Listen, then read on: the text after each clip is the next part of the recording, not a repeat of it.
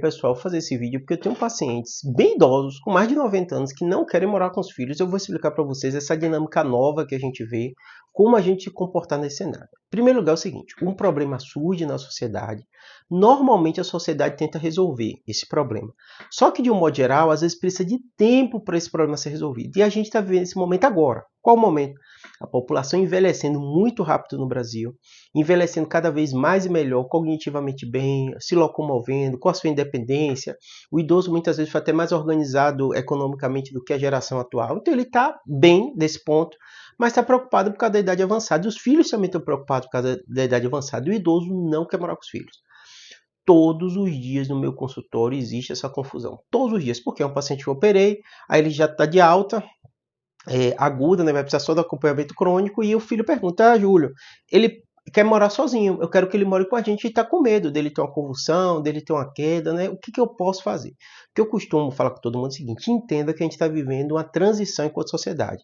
E várias soluções têm surgido. Por exemplo, tem aqui em São Paulo alguns pacientes que até me informaram, isso eu nem sabia, eu fui procurar no Google, verdade mesmo, eles estão criando prédios específicos para idoso, com necessidade de cuidado diferente, o próprio condomínio contrata fisioterapia, ajuda na questão do remédio, controla, uma coisa muito, muito interessante, né? Ter contato com farmácia, um mundo novo, que até então a gente não via, né? Então essa solução vai surgindo, mas enquanto essa solução não surge, o que é que eu digo para o meu paciente? Você tem que ser racional, mesmo você sendo idoso, sendo cognitivamente bem, pense o seguinte, eu tenho risco elevado de queda, e se eu cair, quem vai me ajudar? Então você tem que pensar toda essa logística, porque na terceira idade os problemas vão acontecer. Você tem um risco de queda, você tem um risco de passar mal, cognitivamente você vai ter um declínio, às vezes de memória, ligar uma coisa, deixar um fogo aceso, né? Então você tem que pensar todo esse cenário. Tem muitas soluções tecnológicas que eu tenho um paciente que consegue.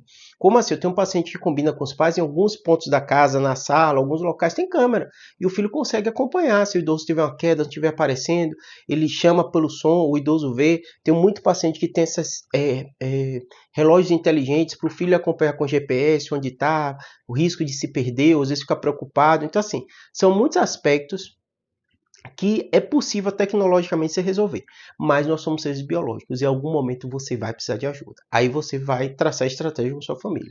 Vai ser um cuidador que eu vou botar em casa, às vezes 24 horas dormindo comigo, Júlio, mas eu tô bem e tal, mas tem um risco da convulsão, tem um risco da queda, sua memória às vezes não tá legal, então você vai ter que ter alguém, mesmo que seja contratado, não seja seu filho, que tá morando com você.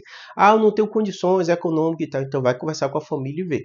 Eu tenho alguns pacientes que arrumam a solução de um sobrinho que vai estudar, vai fazer alguma coisa, então acaba morando por um tempo ali. Mas normalmente o nosso físico vai precisar de auxílio. Normalmente quando, Júlio? Eu percebo que no meu dia a dia, a partir dos 90, grande parte dos pacientes